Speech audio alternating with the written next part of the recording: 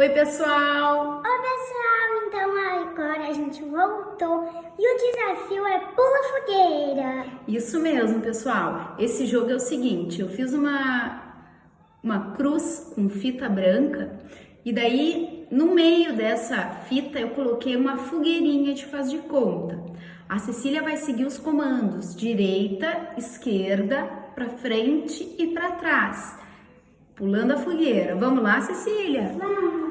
Olha lá, pessoal, tá lá a fogueira, para frente, para trás, para direita, para frente, para esquerda, para trás, para frente, para trás, para direita, para frente.